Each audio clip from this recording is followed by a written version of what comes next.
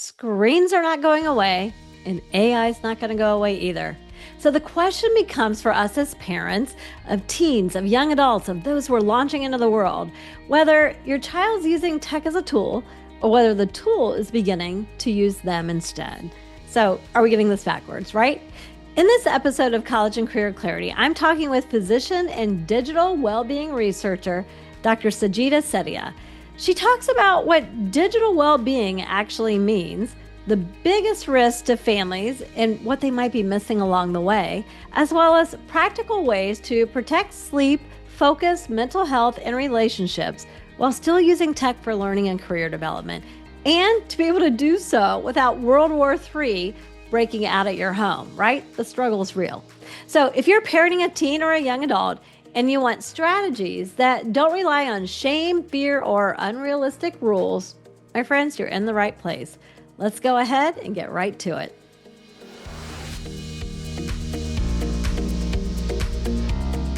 Sajita, welcome to the show. My first guest from New Zealand. Thank you so much, Lisa. It's a pleasure and happy to be the first guest. It's exciting. I'm really excited to have you here because I, as a career coach, we're always leveraging online connections and looking at job postings, and we utilize AI in my community with my Launch Career Clarity families. But as you mentioned, that can be a problem. Tell us about, I know in the last 5 years, you've worked on refocusing, I guess, your research and your work. Tell us a little bit about your professional background, besides the fact that we know that you're a mom of a preteen and a teen as well. Absolutely. So I'm a physician and a digital well-being researcher. I have been a physician for almost 20 years, and I have devoted the last 5 years to digital well-being research. My work was also picked up by Wall Street Journal early this year and also several international podcasts. I'm also an advisor to a global digital well-being organization that is based in the UK. Currently, I have just founded another organization here in New Zealand. It's called Digital Wellbeing International, and we are just about to start workshops for children as well as parents on digital well-being for preteens and teens. And I also hope to work with my international collaborators sometime very soon to roll out similar programs under their mentorship for digital well-being. So congratulations, first of all, for landing in Wall Street Journal. That's going to be huge for your career and getting out this digital well-being. I love what you just said about digital well-being. It's not like, oh, get rid of it. To me, when I hear that term, it's not like, oh, let's get rid of all the digital things and, in our devices and everything. Mine's on airplane mode right now. But it's how can we be well when we're using it? I know that you've said, and you had said to me earlier, that we're really in the largest unintended human experiment in history. And now we've even up-leveled it, intensified it by AI. Can you tell me, what do you mean by that when you say we're in this unintended human experiment? Yeah, so I'm sure most parents and educators can relate to this. Children are spending a crazy amount of time on screens for various purposes that also includes learning and leisure. Yet most young people have never taught how to use technology in ways that protects their emotional and brain health. At the same time, helps them to boost efficiency and productivity and maintain family harmony.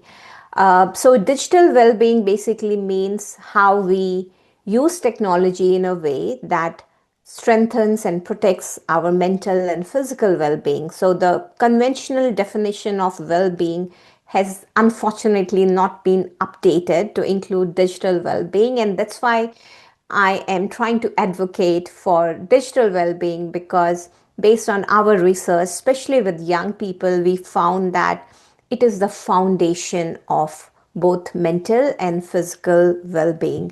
So our work basically evolves around evidence-based harm reduction, less shame, more tools to reduce the temptation to doom scroll, protect sleep, and rebuild real-world belonging. And I imagine as we get deeper into this conversation, you're going to have tips that probably we as adults need to be paying attention to as well for our own well-being.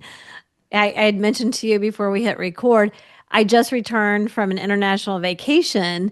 And when we landed in the country, I had not yet turned on my international data plan. And the number of times when my husband and I were just walking around the city and then going to dinner that I reached for my phone to say, well, let me look that up or let me ask so and so. And I couldn't because I hadn't turned it on yet. And, it's $10 a day. It's not that the money was an issue. But all of a sudden I looked at him, I'm like, oh, this could be a problem. Like, I have Mm. reached for my phone a crazy number of times.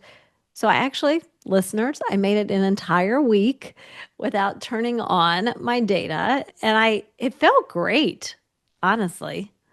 It felt really good. I'm so thrilled to know that. So, what you just described is a typical scenario one would apply digital detox. Now, digital detox is a very subjective terminology, I agree. And there are skeptics who would say it's not possible in today's world, which is entirely digital world. Yes, but the definition of digital detox is temporary cessation or interruption with technology, and that's what you did. And temporary could vary from 20 minutes to 24 hours to a week. It also varies from technology to technology. So for example, we need to use technology in a way that strengthens our work, relationships, and peace of mind. So when I take breaks with my family or I go on walks with my dog, I leave my phone. Sometimes it's for several hours if I've gone hiking, but I take my smartwatch, and smartwatch has no apps. It's just for calling, just for emergency purpose. I need to be around in case my children need me. So it's also digital detox for me. I'm using technology for its actual purpose to stay connected through calls, but I'm not using for doom scrolling because there's no temptation. I don't have my phone with me. I'm not worried if somebody puts a comment for me on social media and it doesn't distract me. So I can have my own peace of mind. Sometimes I listen to podcasts, but lately I realize that if my phone is with me, it I end up also checking my emails, so I avoid it because it's not really digital detox. But again, it's varies from individual to individual. There's no strict definition, and we just have to try it. You are going to love it so much as adults as well as children. Of course, adults generally need to initiate to convince the children, but children will love it.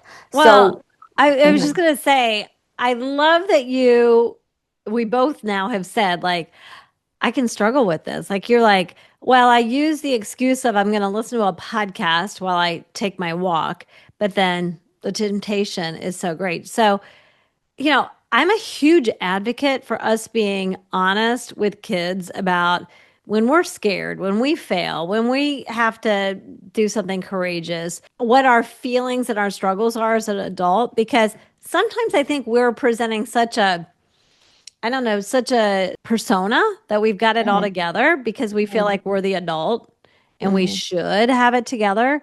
And I actually think that can create more harm than good. So I would encourage parents to, try these things themselves and talk about their own struggles. So I have a question. You said digital can be defined in different ways. So what are all the devices, I guess, that you would put in the digital category? So now the new term used by American Academy of Pediatrics, updated policy statement that came out January 2026, very Hmm, recently, just few weeks new. back, they use the word digital ecosystem. Now, digital ecosystem includes everything. It includes all kinds of devices, technologies, softwares, apps. It also includes AI. Anything to do with digital is digital ecosystem because it's hard to differentiate. It's not just that phones are always misused by young people. They also use their school laptops for gaming if they don't have access to phones. So everything comes in under digital ecosystem. Unfortunately, the policy doesn't give any recommendations about AI because it's still new, emerging. We are worried at the same time excited. But again, I believe we need to start right now. We have learned so much from social media and how it affected our lives and our children's life. If we are not prepared and ready with AI, the impact would be way, way deeper and way faster than we witness with social media.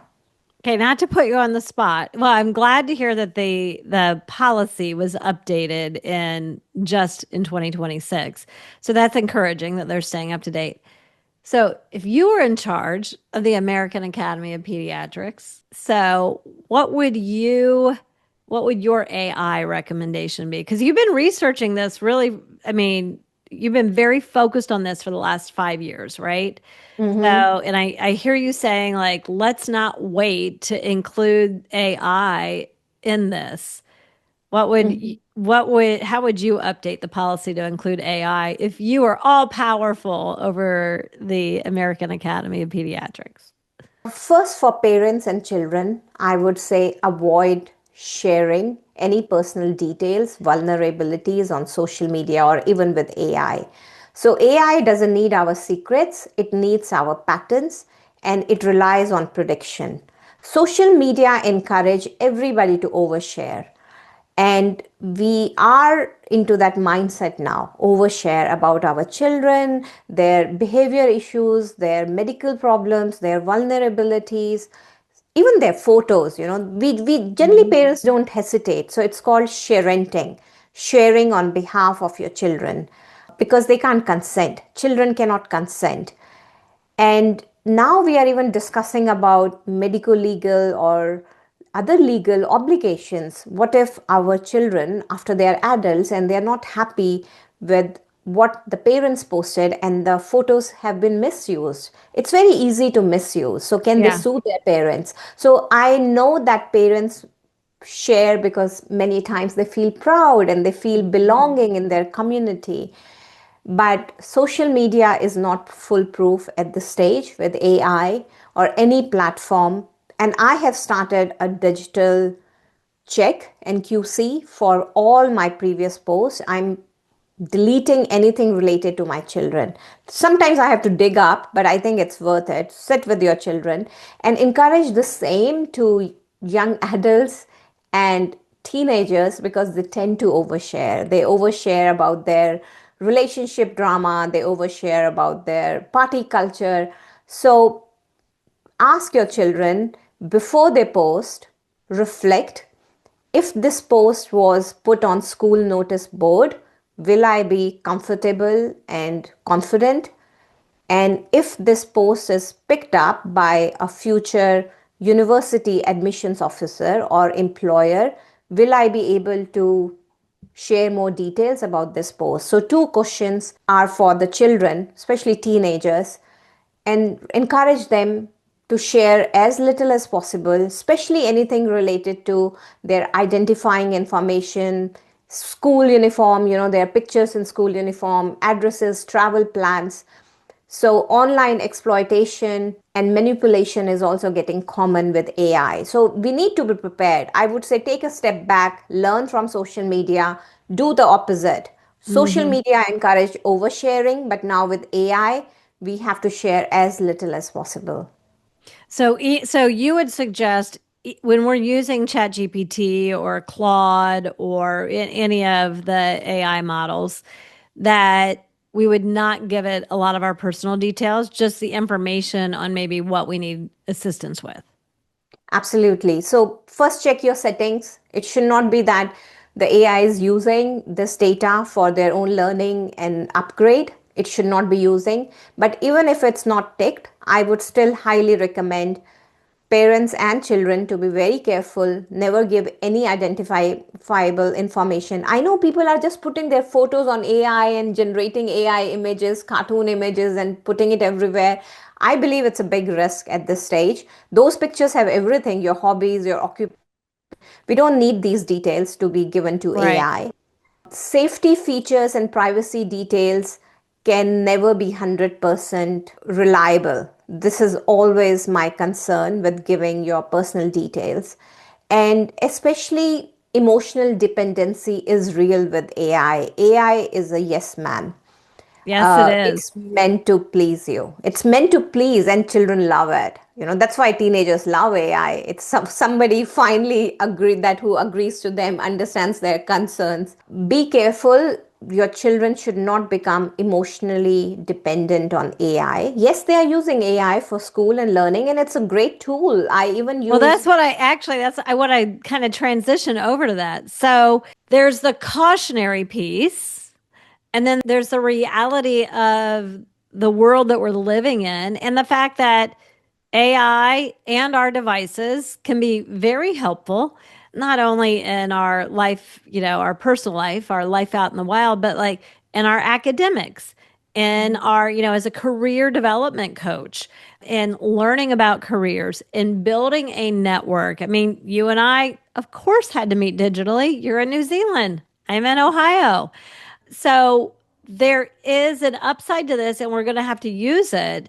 So, where do you see it being, AI and digital devices being helpful? For idea generation, for verification, we still need to use conventional mode. So I never rely on AI generated information 100%. I always cross check. I'm really familiar with Google and I know the Google keywords, how to find information. I never rely on Gemini, especially for research based work, but I take ideas. Like I take ideas Right. from all AI sources. I even have different models. I use, different chat GPT. I use Copilot and Claude, and I keep changing because they all have their strengths, They but I do. never give any personal information. And I just use it for idea generation, and it's great. Not all ideas are great. We still need to use our critical Right. thinking, but sometimes we can. It helps us to think beyond, what our mind is capable of. And then we can use those ideas to generate real peace. But it's not difficult to spot AI generated content. So never rely on content, because if you just produce AI generated, it's robotic. Right. Everybody's doing it. We need to be way ahead of that. So use your own critical thinking, your own skill set. I don't think AI can do everything for you. You still need some baseline background knowledge. So read before you generate. I wouldn't go to AI for learning. I know many people do, but first I will just read. I'll Yeah, read I do and not. then I would use that. Yeah. The approach that we've been taking with those in our community and that I take with work is I treat it as my co-thinker. So I don't Mhm. allow it to think for me first. I think first, I produce first, then I input and ask for what else, what might I be missing here? What else would you like to know from me? Do you see any holes in what I'm doing? And it still really makes mistakes. Yeah. So okay, so as we're talking about this, and if our parents are listening, or people who are working with young people, or even a young person's listening, we've heard, the cautionary. We recognize that even for us as adults, it can be difficult to detox. We have the ways that we use it. I use it. I use devices, and I use Google, and I use ChatGPT all the time. What would be some of the symptoms that you see in your research that would indicate we have a problem, right? Beyond just like a serious problem. We've got the idea here that, okay, you or I go out for a hike, a walk, and we put our ear, like that's okay, maybe we're doing that too much and we just need to be in the quiet. But what are some symptoms that parents could look at to know, like, okay, this has gone beyond just a little bit of a dependence, but we've actually got a problem here? So currently the guidelines don't really give a checklist. So we developed some, based on resources. There are some recommendations, and I would recommend all parents to ask these 5 questions from the digital balance activity checklist. First question is, or even for yourself, but ask for yourself and for your children. Like for children, you could ask, is my child physically active and getting enough sleep? And I would tell you, 8 out of 10 teenagers are not getting enough sleep. Most of the Mhm. times, behavior problems are related to chronic sleep deprivation. The second question is, are they connecting well socially with family and friends?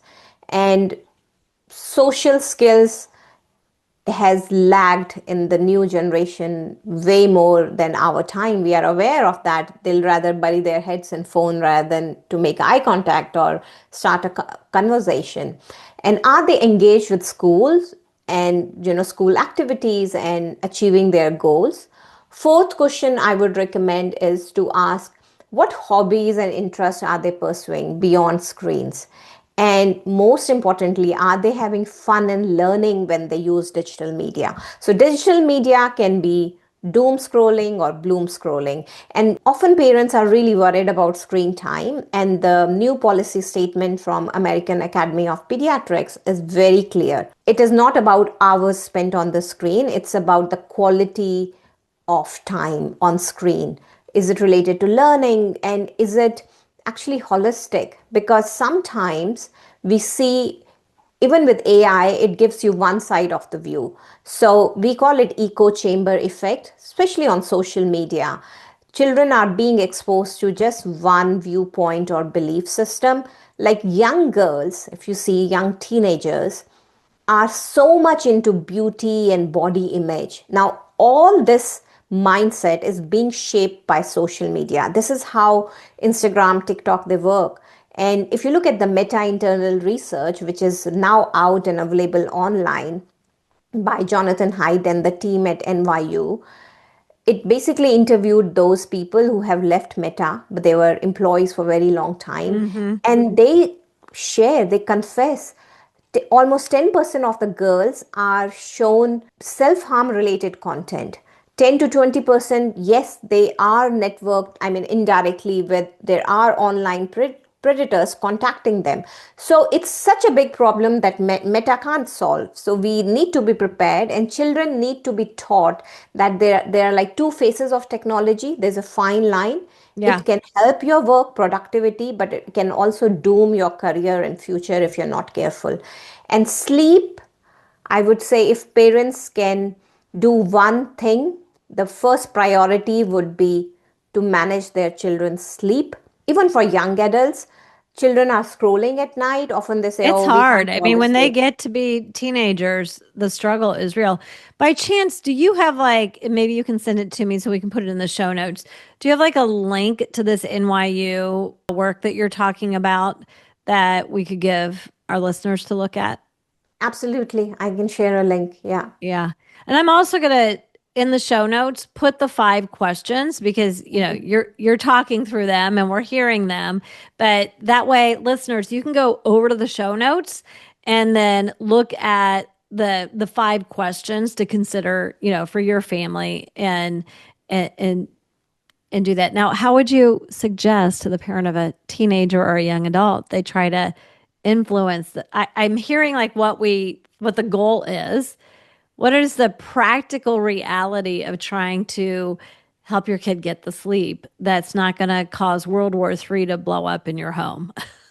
As you rightly mentioned at the start, Lisa, it's about being vulnerable. And I think vulnerability is a strength. Everybody has different Mhm. opinion, but I regard vulnerability as a strength. So when we conduct workshops and we model different teaching and mentoring practices, when instructors are vulnerable, they are ready to commit their own struggles, children will open up.